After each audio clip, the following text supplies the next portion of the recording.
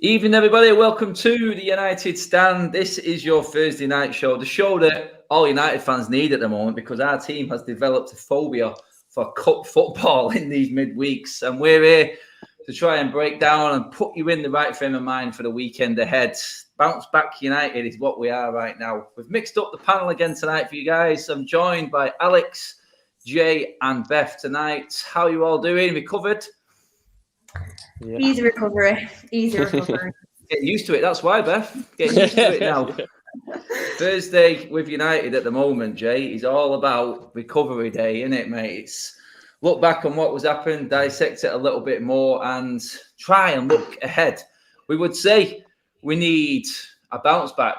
We need a reaction. But let's be fair.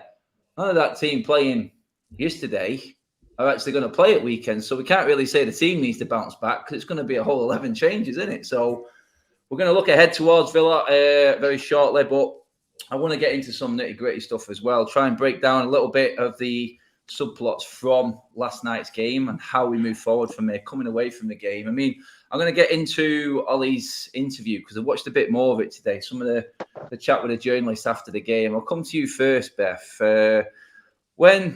When asked, I know what we talked about this the other day with Levin about the interview he gave and not giving much away or not really answering questions properly, Beth. But when asked about Anthony Martial in particular, he will not go in on any individual player. He actually said this. He says it's wrong to actually pull aside one individual performance. I mean, he said he's going to get chances, Beth. He's going to work hard, train hard. He'll only get his chances. Can you honestly see in getting any chances? Not after yesterday. Exactly. I'm not gonna lie. I thought, to be honest, I don't really watch Ollie's interviews that much anymore because I used to watch him and every time I just think, what a waste of 15 minutes of my life. Like, I didn't really learn anything from that. So, I mean, from what he said about Martial, I thought his chances would be limited before yesterday. I thought, you know what, if he did something yesterday, then maybe he's got a chance of maybe being next in line as a substitute appearance. That's how far he's behind now. But after yesterday's performance, I genuinely think he's the last out of all the attacking players we've got. As a substitution, you've only got 3 subs. He's not going to use them all on the forward line. He doesn't really like to use them anyway. So, but then you come back to the fact that Ollie has always supported Martial. He has always given him chances. When Cavani came in, he still started Martial. He's still giving more chances than a lot of people would have this season so far. But that game for me was a little bit like the nail in the coffin. I've been one of them people that's constantly said, oh, he could be really good though. Let's just wait because he will get there. Like, you can see the talent. But do you know how I said last night that my patience was wearing thin with Ollie? Now my patience is wearing thin with Martial as well because you've seen what he was like when he first came to us and you could see all the ability that was there. And still you see glimpses and you think you could be good. But the problem is, I don't want to say that he was lazy, but he just didn't put in the work last night that I would have wanted to see from someone who really wants to fight for the space in the team. And I thought it looked like he was lacking confidence and I just didn't see that grit. Like when Donny was on, you could see like he was trying everything. He was so conscious about what he was doing because he wants to get into that team. And the first thing you need is a good attitude. That's why Lingard's back in the team because his attitude and mentality has been great. I mean, I don't know Martial as a player and you can't just say because of this rumour that's been going around that he is lazy. But last night it was just a fact that he didn't put in the work rate that you would want from your striker, not that you see from Ronaldo, not that you see from Greenwood, and not that you see from Cavani. So in the striker department, I think he's right after Ronaldo, Cavani and Greenwood. And then on the left wing, you have Pogba and Rashford both in front of him. So even Sancho. So it's going to be hard for him. It's going to be hard for him, to be honest. I don't know what's going to happen. Yeah, I mean, on Martial, he's hot topic, and I don't want to keep bringing up Martial. He's not the only one in this squad. But Jay, is there a case to say, look, Ollie pretty much put his eggs in the Martial basket and let Lukaku go? Because he had a choice. He didn't have to let Lukaku go. He could have worked with Lukaku. He could have done what Conte did to him, get him in shape. But he pretty much put everything he had into Martial, in my opinion. People will say, no, it was more Rashford. I don't think Rashford would ever go anywhere. I think Martial was the one. I think he was always earmarked as the 9 for me. And I think Ollie's, do you think he's given him a little bit more time than what a lot of people would have expected, simply because he put so much faith in him like Beth? But surely, even with Ollie right now, you've got to be looking at Martial and going, I can't see where I fit you in, mate. You can train as hard as you want, Jay, but I'm struggling to see how he affects any decision that Ollie's making in terms of selecting him. Firstly, Adam, Solskjaer's not going to throw a player under the bus in a press conference or in a post-match interview. It's not his style. Sometimes I wish it was his style, because then you say, okay, the manager is saying exactly what we think. Obviously, Mourinho infamously threw the tea lady, the ball boy, and everybody possibly under the bus, and then everybody but himself. But Solskjaer, look, he's a gentleman, and I get that. Okay, he's a gentleman. He won't play anybody under the bus. However, he has put all his eggs in a Martial basket. Let Lukaku go. Back to Mourinho. Mourinho wanted to get rid of Martial. I think Martial now, he's been given enough chances for me. He's now fourth down in the depth chart for centre forward. Last night, he's playing against the West Ham B team. Let's be fair, not being disrespectful to West Ham. Maybe I am, but he didn't do it. And I am going to use the word lazy, because I've used the word lazy about Martial in his general play many, many times. So yeah, I'm going to stay with what I've said about Martial. He's lazy. Like when Mason came on, he's making those runs behind the back four within seconds, looking for space. I didn't see Martial do that once all night. I know a lot of our fan base hark on about, oh, he's great at holding the ball up and build up play and all that. Yeah, that's lovely. But you're a striker. That's secondary. Your job as a striker is to be, use your phrase, Adam, the predator in the box. And last night, now, I'd be lying, guys, last night I was busy. I didn't see the game. I watched highlights. From what I saw, a couple of times Dalot was bombing forward down the line, popping balls in, and Martial just is not making those instinctive runs. And is it the fact that he just doesn't have that cold-hearted instinct as a number 9 should have, or can he just be bothered? He just can't be bothered. It's either or. So for me, in an ideal scenario, I'd sell Martial in January, take 35, 40 mil for him, and buy the lauded unicorn CDM that we've been talking about since last May. That's what I would do. But will it happen? I don't know. Like, here I am now, like, and I was, just before we went on, I was chatting to two friends of mine from Canada, Sean and Jill, who flew out to Canada yesterday to watch that match. So they flew out from Canada to watch a team of pretty much internationals lose at home to a packed Old Trafford to the West Ham B team. And Alex, there's some stats here. I know stats are boring, but some of them, now look, I know we all know the shots last night, but last night, guys, we completed 280 passes out of 496. West Ham only completed 215 out of 381.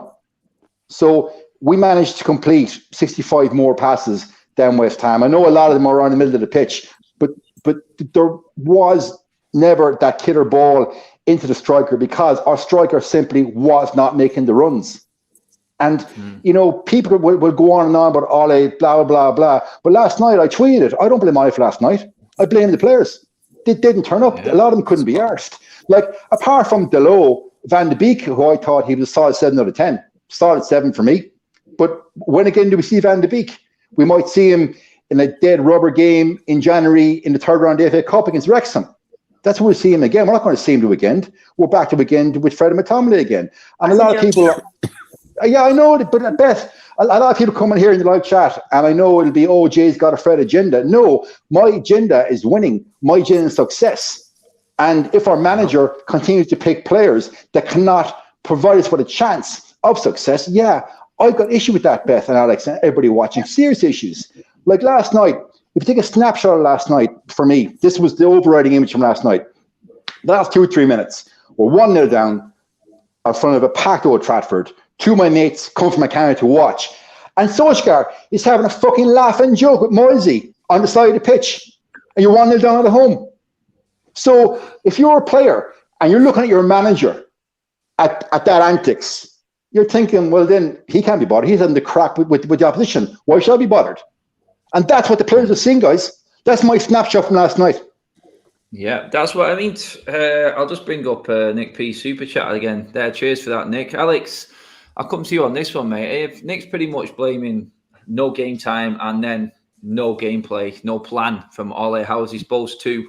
I mean, I was pretty much in the J boat in terms of last night. If everyone watched my fan blog after the game, I thought Ollie put 11 players out there who I'm guessing would have been knocking on his door saying, I need game time. I need game time, boss. There you go. And we're out the cup. I mean, it can't all be put on Ollie. Surely sometimes these players, Alex, like Jay said, then have to step up. Or do you feel like there isn't so much of a plan for that type of character to come in? Does it have to be the Bruno quality, the Ronaldo quality to actually make it in this team now? That quality on the pitch that he put out was easily good enough to win the game. I've seen lots of people say, like, okay, we over-rotated, but that really isn't an excuse when West Ham rotated 10 players. And if you look, my mate supports West Ham, and I can't remember who it was. I think it was Sancho, he said, on his own cost more than their entire team that they put out. So the over-rotation really isn't an excuse. In terms of the not getting enough chances, I feel like that does play a part with Van der Beek. But Martial has had so many chances along the time. And it's like, I was saying to you guys before we went on the air, the main thing is, like, Ollie could be blamed for the young boys thing. And, okay, you could blame him partly for the starting 11 because you could say that if we put a stronger one, we'd be through. But like I said, that team was easily good enough.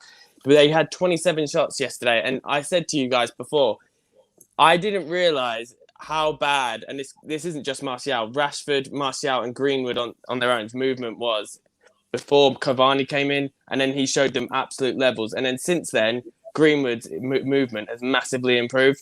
But last night with Martial, you can say we don't create clear-cut chances, but then as soon as Mason came on and did his running, and then we're instantly getting chances, and he was so much more dangerous. A 19-year-old showing up Martial. And I feel like it's we mentioned Lukaku earlier, but it's another one, not just Lukaku, like Memphis, like players like that. They're good players. Martial is a good player, but I feel like he's come to the end of his reign at United, and it's just, he will go somewhere else, and I think he can come good. But just because someone comes good doesn't mean they were the right fit for us. Like, this version of Lukaku could come in the team, and like Gary Neville was saying about it, I would still rather have like someone like Ronaldo or even a Cavani, because he just wasn't the right suited striker for us.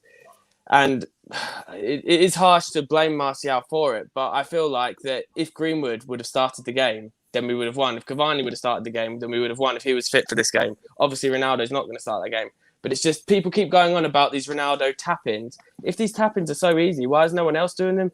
He's getting these close-range tap-ins because his anticipation is so elite. And the only other person in the whole club that could score the goals that Ronaldo's been scoring is Cavani, because both of their movement is just so good. And when you have strikers that are willing to move like that, you end up creating more chances, because you're not telling me, like, players like Van der Beek, Bruno and stuff can't create these chances. You saw when Mason came on, it was Van der Beek that played that brilliant pass into Bruno. So... yeah. It's just frustrating. Like I said, Ollie has been to blame for a lot of like our bad results in the past, and even like I said, the young boys won the other day. But I'm sorry, you can't blame Ollie for last night. It's on the players firmly, because they should easily be good enough to beat West Ham's reserves. Yeah, I mean, Lazidi there comes in with a super chat, Beth. I think people get carried away by the stats. Like Ollie brandishing out 27 shots and this and that. It's making a point there that Fred's stats are actually better on paper than Kante's over the last year. I mean, stats can be manipulated, Beth, to fill an agenda, to put something across the way you want it putting across. But at the end of the day, Alex touched on it there. When Greenwood came on, you seen a mood change. That was the biggest thing for me. It's like Greenwood's on. All of a sudden, the players around him, I'm seeing Dalot making more moves. I'm seeing midfielders look for different balls, i.e. like Alex says then, that ball over the top from Donny. I didn't see that once from Donny in the first half. And that's while Martial was on the pitch, Beth. I mean, it's not all about stats. It's about the influence on the pitch. Alex touched on the tap-ins and what everyone says, but it's about being in positions as well, Beth, half of the time. And a lot of these players aren't making the moves, and they're not doing enough. No, 100%. I said on the show last night, I said I thought Martial's anticipation last game was absolutely awful. Like, there was times where balls are coming into the box and he was literally just static, stood still. And then afterwards he'd react, and it's like, I don't know if it's because he's not used to playing like that role anymore. I don't know if our team has improved and we've just not really realised it over time. But like Alex said, when Cavani and Ronaldo came in, like, it is just levels on movement, and Martial just doesn't have that. But then when he was kind of playing out to the left a little bit of the game, when he would move off to the left, I just thought his like agility wasn't there anymore because he has bulked up. So it is going to be such like a hard time for Martial. And like I said, I'm not blaming it all on him, but I do think the forwards cost us the game. I really do, because I mean, you can't have that many shots and not get one in. You can't have that many chances and not get one in. I was saying that people were disagreeing with me, but I thought Dallo last night, it's just my opinion as a fullback, was getting up the pitch so much. And that's what I want for my fullback. His starting position was just way further forward than Wan-Bissaka's is usually. He was getting crosses in. And yeah, they weren't the most accurate crosses. And that's probably because he's not had much game time. And obviously it's his first game back at Old Trafford. But I was thinking to myself, Ronaldo or Cavani's in that box, we probably would have scored a couple with the amount of balls that were coming in. I mean, Matic and Donny van de Beek, I thought they played a better midfield duo than McFred, personally for me. Like the passing range that they had, some of the balls that Donny was kind of threading in between the lines. I thought if the likes of Bruno was on earlier, Pogba, like our best players were on, we would have like been scoring goals for fun. I really do. I just did think that the forward line lacked a bit of quality. Lingard and Sancho included in that, and that's why I didn't manage to get it over the line. But like you said, you can't blame Ollie for that, because these are international players that are going to be wanting game time. It was their time to go out and prove that they can start, and I don't think really anyone did that apart from Donny and Dallo, and I hope they're not punished for that. I really hope they're not punished for that, for the loss, because there were some players for me that kind of stood out a bit, but there were some players that kind of like, well, you're asking for game time, you're not really going to get any more now, because I mean, we've seen what we've seen, nothing. I mean, strikers of that level, they can't be going out and putting a performance like that. They really can't. But then again, just on back on that point, I do think it's interesting. This is what I was saying last night, that even though the first team has much more quality, I thought this play style was quite similar to how we usually play. And that's when we can't break down teams that are going to be quite defensive. And I just thought it's quite interesting that a whole different set of players are playing exactly the same. And part of that, I was thinking in my head, has to do with the coaching staff. You don't really see like our style properly. But I mean, it's only a Carabao Cup game and it was a second 11, so you can't go into it in too much detail. Can I just touch on something Beth just said quickly, but while I remember, sorry, of one thing that really confused me, and it turned out after the game because Ollie actually mentioned it, so it wasn't actually his own tactics. Of why, did you notice in the game they kept on putting like so many crosses into the box as if we had like Cavani or Ronaldo playing? It's like, has Martial like ever been known for getting on the end of crosses and stuff? But we were constantly doing it, just like constantly spamming crosses in. I didn't understand it. Yeah, that's it. That's exactly it. I mean, wasn't good enough to get in behind. It's got to be. It's got to be more. There's a lot more to a striker's role that people think Martial is good at, and he is good at some holding up play. But the nitty gritty of that role, he's been showing up, like Alex said, by the likes of Ronaldo and Cavani. I'm just going to get into a few super chats here before we move on, guys. Cheers, everybody, for bringing them in. This one's going to come up, and I'm sure we're going to talk about this. I mean, Sancho spent a lot of money. I've said it before. I thought we were buying Sancho for the right-hand side, but there's a simple answer to that, though. As soon as Rashford's back, he will be on the right-hand side. Well, will he? Because this is what we're going to say now, because now Ollie's got added pressure now, because you mentioned it there. You've got the Pogba situation for the left, Rashford coming back, Cavani in the middle, Sancho. Who's missing out? Because I don't want Greenwood to miss out. So will Sancho go out on the right? So this is it. I mean, it's not going to be easy for Ollie right now, and he's making it difficult for himself, I think. I mean, the players, I do agree, let him down last night.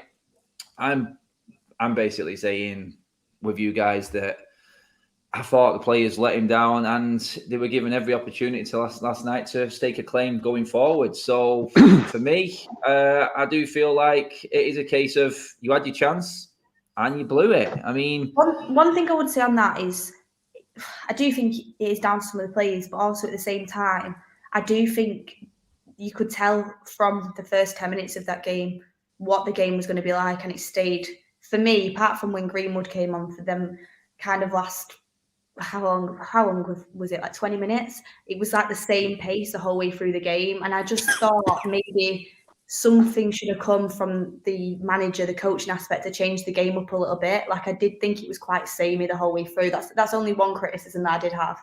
Like, there wasn't really much change when you could see that we weren't really getting the chances. Yeah, I understand what you're saying there, Mark, regarding game time. This is where I think Ollie is going to struggle, and why the title of this video is "The Pressure Is On," because I don't see how these players now are going to be fully committed to Ollie's cause when they know whatever they do. And in the case of Donny van der Beek, we'll see this weekend. I thought Donny was our best player last night, and I don't think he's going to start ahead of Fred. He did everything that Fred does, but better for me last night. Before we move on, just want a quick update on Ricky. If anyone didn't know, Ricky is now employed for selecting the team for Carabao Cup matches for Manchester United. That team last night, I think Ricky was salivating. When I seen that lineup come up last night, guys, I thought, that's where he is. Ricky's actually hidden away in Old Trafford, because that was Ricky's A team last night. I can name the fact that we've got Martial, Sancho, Mathematics, Donny, Darlow. I mean, that was frightening last night. That is, everyone. That's Ricky's Man United first team. I'm telling you right now, it is. But I mean, Ricky did message me the other day. He did give me a big long message and big write up. It was actually a nice piece actually that he wrote regarding what United players would get into Tuchel's team right now. But that is a system there that I don't know if many of our players would fit into, and that's the truth. And I think he's right about that. But Ricky loves his simple football. That's what it's all about. Moving on. Guys, I want to bring up a point. I'm going to come to you on this one first, Jay. Rio was lambasted, I thought, in the press and by a lot of people on social media for his comments regarding Phil Jones in terms of him blocking an avenue to the first team for a young player, an academy player. I made a point last night on my fan vlog that we had 11 changes last night and we still couldn't get one academy player into our team.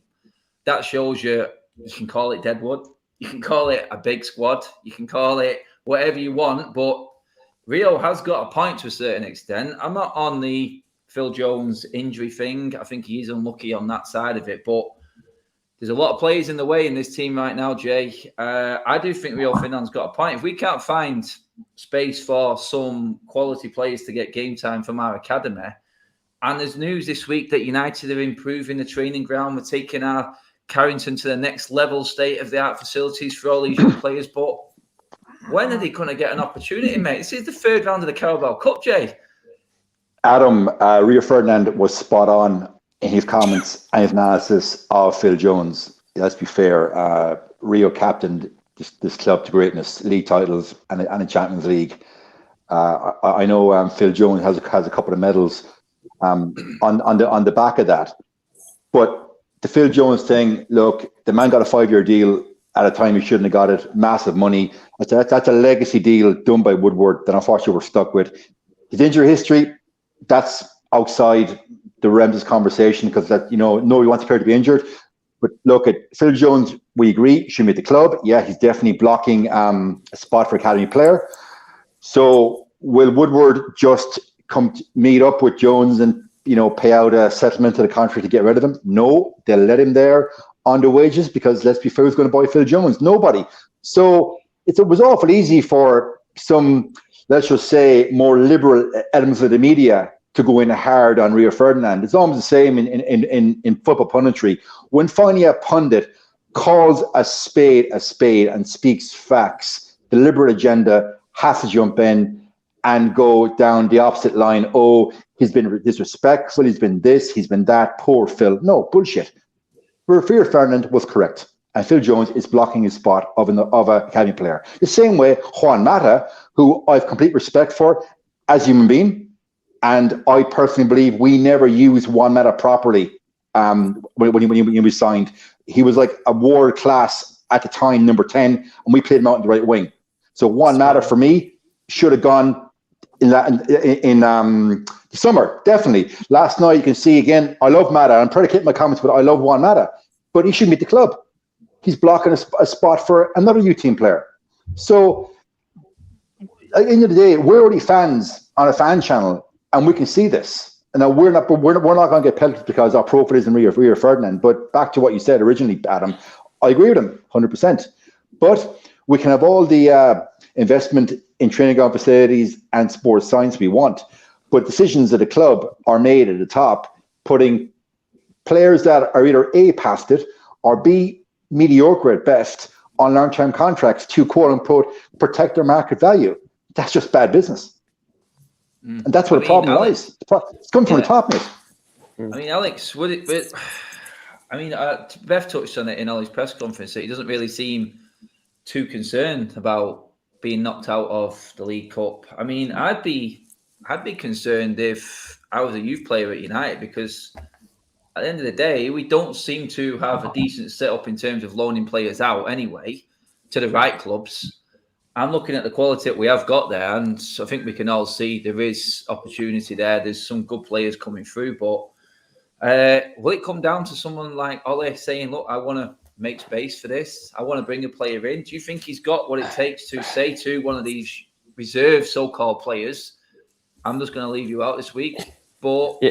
I honestly can't see it, mate. And I think it's another problem for him, that it's not his fault. Yeah, with regard to that, that's just a stupid part of the club's like culture that they seem to do that. What Jay was saying about they go along the lines of protect the assets, so they sign these players to big contracts. But what people forget is, if you see our wage list, the likes of Phil Jones when they're offered new contracts, Chris Smalling, Andreas Pereira and stuff, they're on like way more money than any of these other clubs are paid. Matta's another one. I think he's on over 100k as well. So, like, I don't think you can level not getting a chance really at United of all clubs, or Ollie, because he's given so many like youth players, and I feel like the last big one on that Alex there, because we can see how Ollie likes to do that, because we've seen the best of Greenwood come through on this. Do you think Ollie's hands are being tied behind his back here as well, and it's not helping him? Yeah, 100%. But it goes down to what we always keep saying about the club not having a proper structure in place. Because if we had a director of football, you think that they would start doing this. I don't understand this protect the asset thing, because with certain players, obviously that makes sense. But with the likes of Phil Jones, if he's on like, say, 80k a week or something, if you were to just release him or let him go to the end of his contract and then just be released, okay, we lose him on a free. But that's still like the opportunity cost of then you keep him on 80k a week, and then you can't sell him, you end up spending a lot more money than you would have if he just left on a free. Yeah. It just makes absolutely no sense. And like, obviously now the new one that it will be is Lingard. I'm not necessarily against giving Lingard a new contract, because I feel like he showed at West Ham, and he's shown in spurts this season that he has got a part to play. But again, if we're going to be paying Lingard, and he's an England international, he is someone that will probably be on 100k again. It's like wages that can go elsewhere, and go up. So there you go then. So we're paying over 100k for players that are going to be on our bench to just be bit part players. It makes no sense. But this is always the issue, and this is what I've said in my counter to people that are always like Ollie out and stuff, is that like he's built this team himself, because if we had a proper structure in place, we wouldn't need a manager to do it all, because the club would be helping and doing all these things themselves. But he's like gone back to, it seems like, the Fergie way, where Fergie was like in complete control of everything. I don't feel that works in the modern day. And okay, we do have a director of football now, or what is it, a football director? They changed the wording, but it's just change it because we're United. Exactly, and it's just that in name. It's not like what a proper director of football does. And it's going to cause us massive problems. But we just seem like, because we're a traditional club steeped in history and stuff, that they want to stick to their old school morals that don't really apply these days. And it is going to cost us with these stupid long-term deals we're giving. I mean, Beth, Grant says it there in terms of young players coming in, or players coming in to Manchester United. You look at that Bellingham deal there. I mean, Bellingham went the other way, apparently. Dortmund said within 2 years you'll have game time and a chance of getting in the England squad. United offered him a big wage. That was the rumour at the time. I don't know if that's true, but Dortmund have come through on their side of things. I mean, is United, when you look at what we're talking about now, and people will, because like Jay said, we're fans, Beth. So we look at it from the outside in as well. As much as we think we are part of this club, when it's run as a business, we are just commodities. We are just part of that business. And players are going to be looking in at Manchester United from the outside as well. The parents of these young players, like what happened with Bellingham, are looking in. And it's not an attractive proposition when you're a young player anymore. Let's be honest, like that is exactly what happened. Like with the Bellingham thing, or else we would have got him. And the fact that we didn't get that deal over the line was really alarming to me at the time. I was like, what young player wouldn't want to come to Manchester United and would rather go all the way to Germany? And then you realise the fact is youth doesn't actually get that much of a chance at Manchester United anymore, and that is just a sad truth. And I think if we would have got Bellingham, he would be nowhere near where he is in his career now. He'd probably still be in the 23s. I'm not even joking. But do you not? Sorry to just interrupt you. Do you not just think that's more a Premier League issue because it's a lot easier to go into the Bundesliga? You saw with Jadon Sancho, you saw with Reece Nelson. You've seen with so many players that if I was in Jude Bellingham's position, even as a United fan, I would have chose to go to Dortmund as well, because then you go work your way at Dortmund for 3 years, establish yourself on the world stage, and then you go to United when you're more ready. Because I feel like that's something that Hudson-Odoi should have done when Bayern were in for him. No, 100% it is part of it. But at the same time, when a player is as talented as Jude Bellingham was, if he would have come to us, he should have been getting that opportunity. And me personally, I don't quite feel like he probably would have got that because of the players that we have blocking the pathway to the first team, and that is the problem that we have. And we saw Mason Greenwood come up through the youth, like the last player to like seriously establish himself in our team. We've seen Marcus Rashford, we've seen these players come in, and you're thinking, who's going to be the next one? And at the moment, you're looking around, you're thinking, I don't know who it is going to be, even though you've got Hannibal, who seems so talented, Elanga, who I think looks really talented as well. You don't see them getting nothing compared to what Mason Greenwood and Marcus Rashford got when they came in, because of how big our squad is, and that is exactly what the issue is. And I'm just repeating what you guys are saying, but as a young player, you're looking at Manchester United's squad of 26, you're watching us in the Carabao Cup yesterday, and you're thinking, there's not a chance in hell. There's literally not a chance in hell, so why would you want to come? That's the problem. We've got too many experienced long contract players. I've said it before, like half of Liverpool's team aren't even on what our bench players are on. It's ridiculous. Our club needs a massive shuffle, but it's hard when you get yourself into this situation, because players are going to come into the club that you want to sign, or youth players who are coming up are going to say, well, they're on 200k and they don't play football. Like we've got ourselves into this situation, and I don't even know where to start with it, because I don't think anything's changing at the top, if I'm honest. On that, Beth, I just want to touch on a player that Beth mentioned.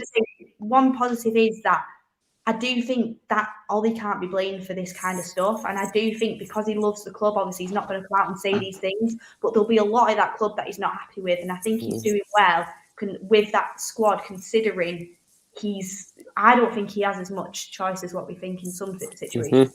Go on, Jay, mate. Adam, you're at the game. I wasn't. I only saw the highlights. But from what I saw, when Elanga came on, Elanga was showing grit. And now I know, like, you can't quantify grit and determination, but the effort and work that I saw from Elanga vis-a-vis what I saw of some other individuals on the pitch, ex-international, current internationals, was poles apart. Elanga lost one ball. Now, again, you were there, Adam. You can correct me by all means. He lost one ball. He passed by an astray. He tackled back, launched a tackle, won the ball back, and passed it off. Yeah. I'm thinking, would a Fred do that? Would a Martial do that? Can they do that? That's a young kid, Elanga. You saw him last night. What did you make of him? Yeah, mate. Honestly, Elanga came on and you pretty much nailed it there, Jay, mate. He's just had heart. That's the word I would use to describe him. It's the heart of a young academy player. And that's what I thought was missing last night. That's why I made the point about 11 changes. And we're just bringing in Eric Bayer, 5-year contract just signed. I'm like, I'm not going to see him the rest of the season. I'm going Lindelof, Sweden captain. Are Sweden going to pick him? Maybe he's not playing games. When's Lindelof coming in? Because we're running out of games to play these players. Elanga came in last night, and you know what? If we had players like that and that sort of attitude on from the start, Alex touched on it. If Greenwood started, it may have been in fact, it probably would have been a different scoreline last night for me. And Jay, to answer that, that's exactly how I would describe him, mate. He just changed the mood, and I touched on it with Beth then a second ago in terms of it's not all about the stats. It's about the mood. It's about the influence of a certain player doing a tackle, like Jay said, getting the crowd up, because pressure and pressure and pressure now, and I keep going back to it, is the title of the video. 73,000 for the third round of a Carabao Cup. Expectation levels are rising, and everyone would have known Ronaldo wasn't playing last night. Jay's talking about Canadians flying over to watch a third round of the Carabao Cup. There's only so long the crowd will will stand for this. Believe me, I heard mumblings last night, and fans have given up on certain players. They really have. They just don't want anything. And we're at a level now with a fan base where it's like, I can't see anything good that he's doing swaying me from what I already know about him in the past. That's where it's at with a lot of fans right now. The mood is changing. Ronaldo has given us a lift. Sancho signing, Varane coming in, absolute brilliance. But if results keep going one way, then the fan base is going to start turning again. And there's only one man they're going to go for. And it's not all his fault, like we just discussed. But there is a sitting duck on there on the sidelines, and that is Ole. Do you know what it's a bit similar to in terms of, I was just thinking of it while you were talking, of a game where we played like loads of like fringe players. Do you remember the MK Dons game? I think it was under Van Gaal, when it was like Chicharito, Welbeck and like players like that. And they were against a team that they should easily blow away, and then we lost 4-0. Smashed. Yeah. And it was exactly like that because they just couldn't be asked on the night. And so it has parallels to that, I think. Yeah. You okay there, Jay, mate? Neck is killing me. This morning was back day, so my back is in bits. Yeah.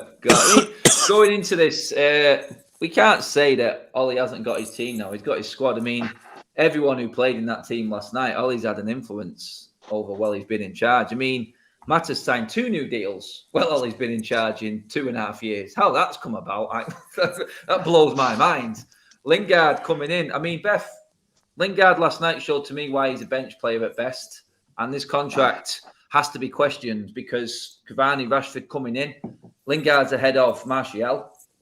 And it's a whole world of mess for me. But I mean, I think he's going to sign the deal. I do.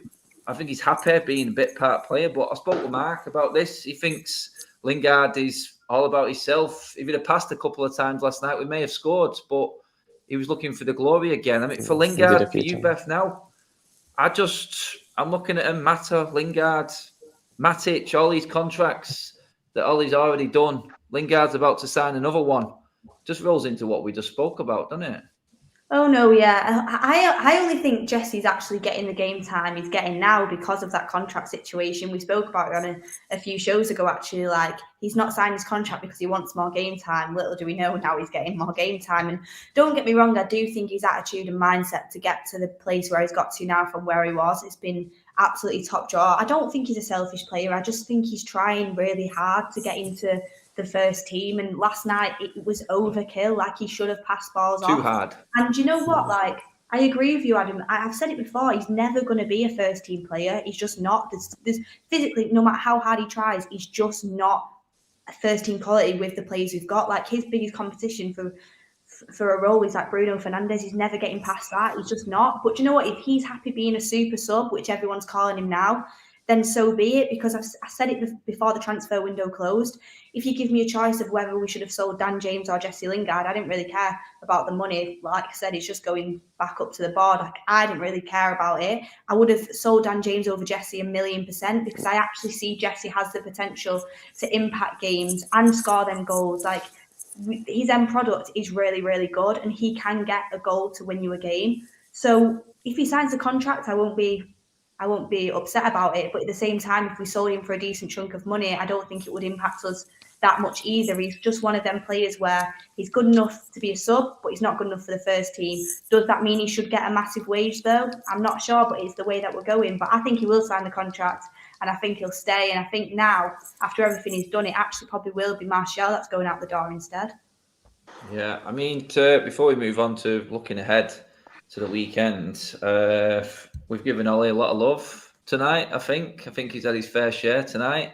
Well, I'm about to flip it. So I'm going to go and say, right, we know what Ollie is, or what he's struggling with, dealing with above him. That's fair enough. But last night, Alex, I watched Donny van der Beek do more than what Fred did in 2 years in one game. He did everything. And my comment was last night, if you was looking at Donny van der Beek's heat map, you were probably looking at a close-up picture of the sun, because he was everywhere last night. He literally was. I seen him tackling. I seen him playing balls. I seen him playing simple balls, keeping possession. He was a lot stronger. All these things, Fred hasn't even got, mate. So now I'm looking at Ollie going, right, you've given these players a chance. have you got the courage and your convictions to actually back that up now and use some positive from last night and say, Donny, maybe not this weekend. I don't know if it was in his immediate plans, but you know what? Against Everton, when we need to keep the ball and use it better, or Champions League again next week, you're going to get a bit more game time now. Because I think this is where the real pressure is going to come on Ollie now. Because one player last night did stand out and I think deserves a shot in that first team, and that's Donny, mate. Playing devil's advocate, a lot of people have also said that he was partly at fault for giving away West Ham's goal with losing his man, but and he did get dispossessed like the odd time. But overall, yeah, that stuff Fred does week in, week out. So it isn't really saying much of that. He obviously does deserve chances. He played that ball to Mason. Like, I didn't even know he had that sort of pass in his locker because he's never displayed like passes like that. He never gets a chance, does he? Yeah. But yeah, so you have to think like with a run of games. But then what I've always said, and I do kind of still maintain it, like that if he is to come into this team, then it has to be for Bruno or Pogba. So I feel like if you want to bring him in, then you rotate one of them. I don't feel like you can play the three of them, and I don't feel like Ollie will ever drop either of them two. And likewise, I don't think either of them ever should be dropped because I think they're two of our best players. But he has certainly shown that he deserves more time. So these 5-minute, 2-minute cameos are just pathetic. Like if it doesn't work, like Ollie showed the other day where he took Pogba off, which was really surprising, I think, to everyone. With like, what was it, like 20 minutes left to go. So if he did that for Van der Beek or something, I don't think anyone would complain if he was getting these 20-minute cameos. And then if he was brilliant in that game and say Pogba dipped out of form or Bruno dipped out of form, then gladly that Van der Beek could come in and improve. And players need to be picked on form at the end of the day.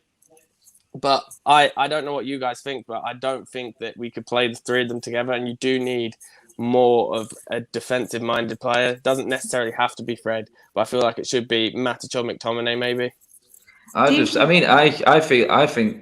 think Danny can play in that double pivot. I do. I really do. I think it would completely depend on the team, though. If we were to play against, I was just about to say. Sorry, Adam. I was just quickly before you go. I was like to say, well, I think Donny deserves a chance to play with a better team, because he's always playing with the so-called reserves in these games. I thought he was our best midfielder before Aaron Wan-Bissaka had his meltdown against Young Boys. I thought he was using the ball well in midfield next to Fred.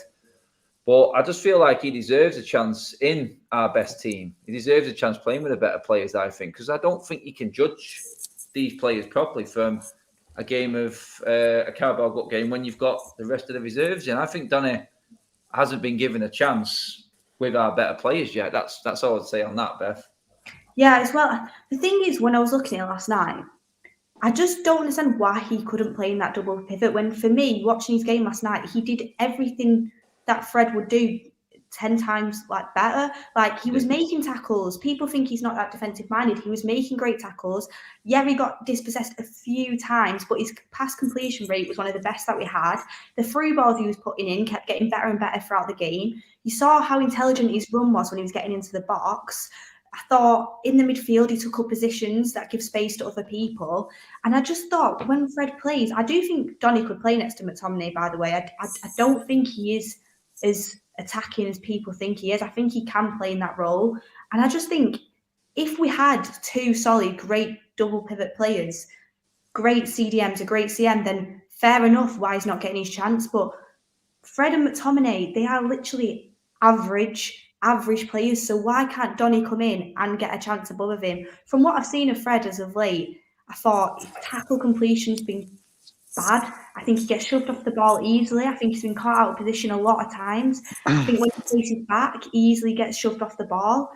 Donny last night, he was calm, he was composed, he's got a great attitude, and he's literally been given nothing. And it's not as if our midfield are pulling up trees. I think it is a shocker that he's not getting more time. I really do. Even if it is with Matic for certain games, I know in pacey games that's not going to work. But then playing with McTominay, who can be the engine, I just don't understand it.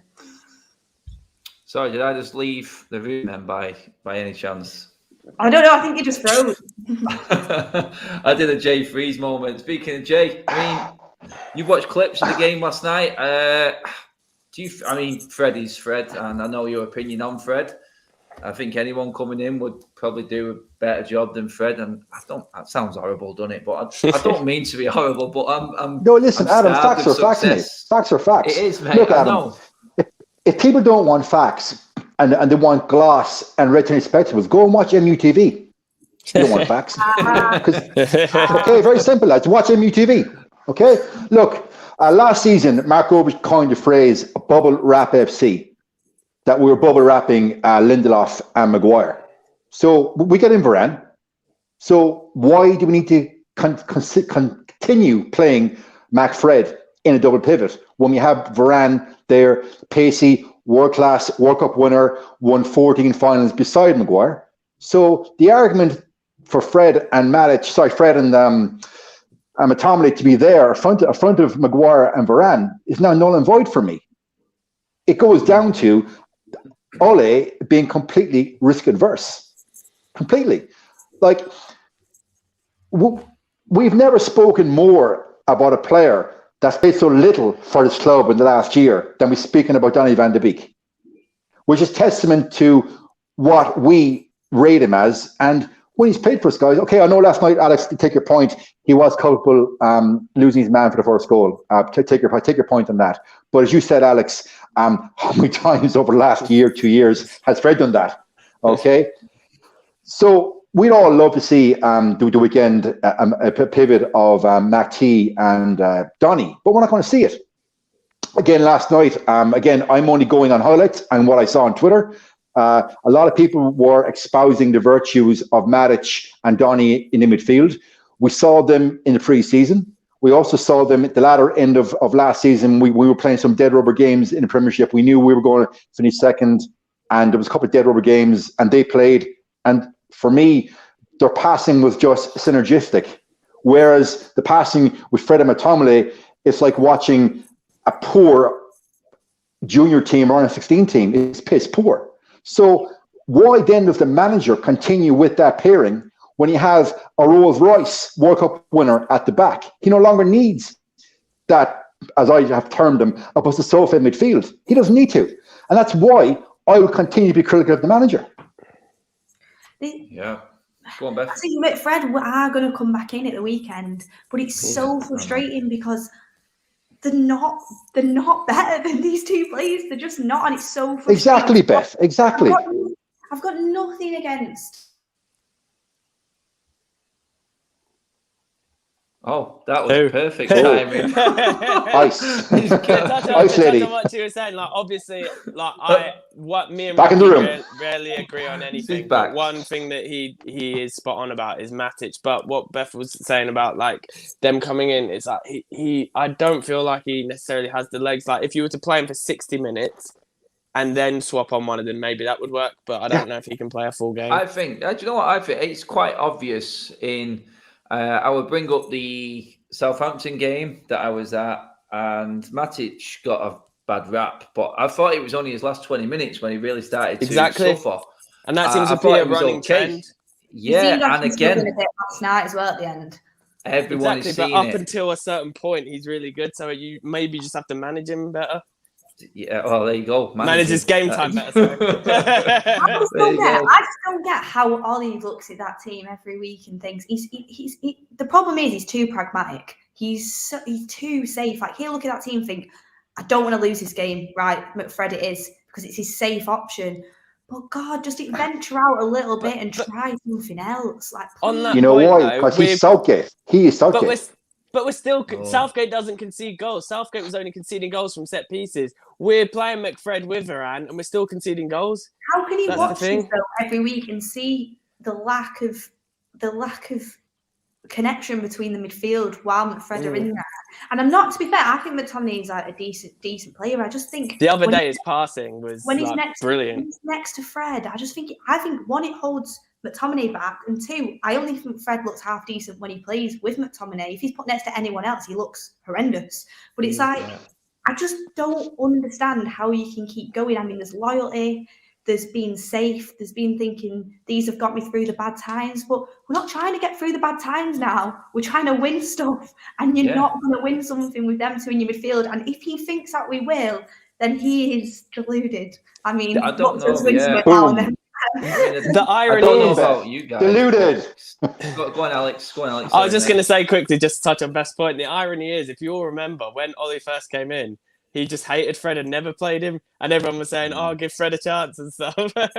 And then he eventually did give Fred a chance. I remember them early days, the 4-3-3 days. Kev's in the house there, saying he's shouting out the McDonough for the weekend. Yes, mate. I'll get one of them on the way in as well, mate. We'll get into that team in a minute, but just Beth touched on something there. Then with pragmatic, not taking chances. I'm looking at the systems of Liverpool, Chelsea, City. The only way United challenge now and actually get the trophy that we're all saying Ollie needs is by taking chances. I mean, we're running out of competitions, Jay. I mean, you look at it, you go, Premier League looks like a bit of an ask, mate, considering who's in front of us.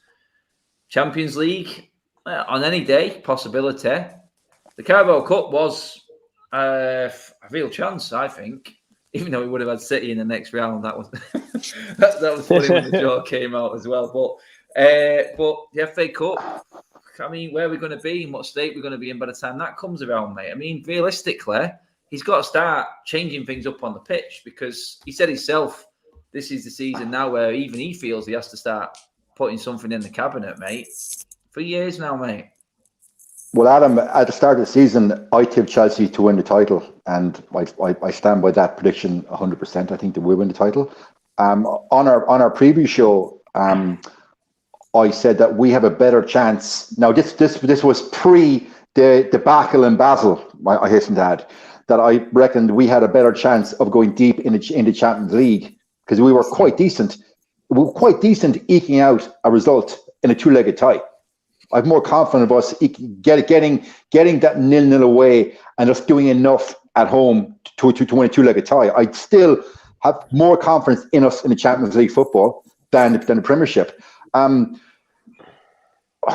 FA Cup, who knows? It depends on the draw. But look, I personally didn't have a lot of interest in the Carabao Cup, if I'm being very, very truthful, because we've gotten to umpteen. I know we won it under Jose. Was it 2017 or 2018? That's the last time we won it. City have won the last 6 out of 8. So I didn't hold out much confidence in us winning the Carabao Cup. Obviously, I have no problem losing, but the manner we lost last night is on the players, and we've done that. It's an opportunity lost. I did think we go deep in that tournament, and it was an opportunity to rotate the squad. If anything from last night, it's going to make Solskjaer more resolute not to rotate his squad. For me, that's the problem. I mean, Alex, realistically, trophy this season, mate, is it all coming down to the FA Cup, mate? It does seem like it at the moment. With the Champions League, you can obviously have a lucky run. I feel like a lot will be told after our first game against someone good.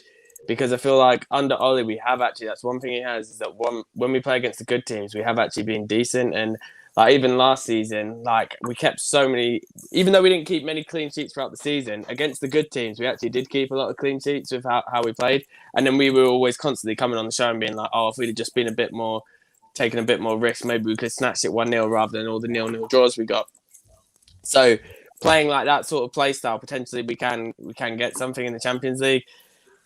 FA Cup, I'd love to win it, and I would rather win that than the EFL Cup. But we have to see again, like who we draw with. I feel like we will actually play a better caliber of player in the FA Cup. Like if we were to get the likes of West Ham or someone better than them, I feel like we would have played more first teams in the FA Cup because it's seen as a more prestigious trophy, and this is seen as more of give the kids a run out. But I do kind of worry because this has been a running theme. It isn't like last night was the first time we played reserves. I remember so many times under Ollie even, or even under Jose and LVG when we played our second string against these sort of teams, and we've always struggled. Even like against teams like, what was it like? Didn't we go out to Derby or something under Lampard?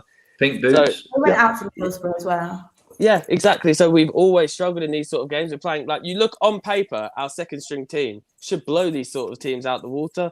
But they never do in actual practice. So, like I said, it's not just an Ollie thing. It's always been like that. So, yeah. I mean, Beth, are we winning the league still? I'm going to stick by what I said. Well, I might as well. I've got to be positive. I've got to be Got positive Ronaldo. in a certain way. The thing is, though, like, do you know what it is? I said last night, we started the season poorly, but we've got results from the board. Like, we actually have. And what needs to change is, because this isn't going to last forever, the way we're playing isn't going to last forever with these results. We saw it last year, how it kind of started to tail off when Manchester City started steaming ahead in the January. So Ollie needs to figure out how he's going to break down low blocks. It's still a thing. I do think against the bigger teams, we do have a chance, like Alex said. And that's why, like, in the Champions League, you have more chance of the big six, well, not the big six, like the Premier League teams being knocked out by other big teams. So it gives yourself more of a chance getting through the competition. I mean, we had a bit of a curse on us last year going out in the group stages, and we've just lost a young boy. So, you know, not getting too carried away with winning the Champions League. But we're going to win the Europa League. No, Alex. Oh no, Alex! Don't Just do don't even mention it. I'm going to second cut Alex. Ronaldo. Alex on timeout. Alex is froze. No, cut him off. Jeez. But yeah, I still think we can go far. I do feel like with the team we've got, we can still go far in the league, and I do think we can go far in the Champions League. I mean, I don't see us. I mean, it's probably our best chance at a trophy, but you don't just look at like Chelsea and City on the day. I just feel like we have a manager that can beat us in a final. Would it give you any more confidence if we actually did make room in the January transfer window and bring in that holding midfielder? Would it? I mean, business can be done. We all seen the rumours about certain players, and there is affordability out there in that role. I mean, quickly before we finish up, I mean, Alex, what type of holding midfielder do you think we need? Is it the Kante, the breaker up, the destroyer, or is it someone who is just controlling on the ball, who can pass that ball, who can do and set off the move? With the players that we've got, what works best for us, mate? That's exactly what I was going to say. Like, my personal preference in my dream team would be like a sort of like Carrick type of player, but in this team with the players we've got, I feel like we would need like a Kante, because I feel like if you have with the formation we play, that you would need like a Kante next to Pogba if you're going to play Bruno there. But I wouldn't play like this formation anyway. But like I've said so many times on this show before, I don't feel like if you play a 4-3-3 that Bruno and Pogba could both be in the team, in my opinion. You reckon Rice and Pogba would work? But the thing is, Rice he always plays in a 2 for West Ham, and for England he plays next to Phillips as well. So he's always playing with 2 defensive-minded players as well. So maybe he can do it, but I don't know if he can. I'd love to have Phillips, but he'll never come. He'd be my... They've sold us enough players in the past. Maybe they will. He would be. But he's actually a Leeds fan, isn't he? But then again, Alan Smith was. Yeah, we need to get Leeds need to be relegated to get him. That's how that's got to work. I mean, Jay, going forward, mate, can we do business in January? Will it give you any more confidence going forward towards the challenge for the league? Because like Beth said there, we can't carry on the way we go, and it's not sustainable. We will get found out eventually, but is it a case that we just need to stay in amongst the pack, chase the leaders, and then see if we can do anything in January? On a show last January, I came out with a statement, and I remember because I went through my notes today. I said, if we don't sign a centre back in January, it's tantamount to sabotage. And what happened? I don't know. We were how many points behind City for first place? I didn't cut Alex off, by the way. I didn't cut him off, I promise. You mentioned Europa, and I was just waiting for the January. Yeah, Maguire got injured. The wheels fell off. I felt last January a centre back signing was so needed. It didn't happen. This previous season, we got Bruno. We know what's happened with Bruno. That's beyond debate. So now in January, the obvious signing, the CDM. I said last May, guys, we did a whole show on a CDM, and I said Casemiro, but it's not going to happen. We're not going to get Casemiro. We're not going to get Kante. So then we're now moving down the pecking order into the likes of Basuma, who this season he's still okay. It's very hard to shine in, let's say, a lower tier Premiership team. Not be disrespectful to Brighton fans, anybody watching from Brighton, but Basuma is putting up trees in a lower tier Premiership team. I think I go for him again for 30-35 mil. But again, what we know, we're just fans. I'm not going to lie. In the summer and like towards the end of last season, Jordan was mentioning, and God, he's not on here because he'd be like rubbing his hands right now. But Jordan was mentioning Basuma a lot, and I wasn't completely sold on him. not going to lie. And now? The more I've watched him, and I can admit when I change my opinion, and I like people to change my opinion. Yeah, but Beth, you're right to do that because he's doing it in his second totally. season now. So the And judgment needed to wait for the second season. So now he's got proper backing, I think. A lot of Brighton. I've been watching a lot of Brighton's games this season. They're doing really well, actually, and I think I just like he's not at the elite level yet, but he's better than what we have. He's definitely better than what we have, and he's got a lot of potential as well. If they're still playing how they are playing by Christmas, there's no chance they sell him to us, and also not a chance for 35 mil either. Apparently, we're not even looking at him though, because when I interviewed Fabrizio, he said our choices were Sol. God, we didn't get him. So yeah, and I think that was it. Rice. I rate Basuma so highly. He's in my fancy Premiership team. And that's not a bad side, is it?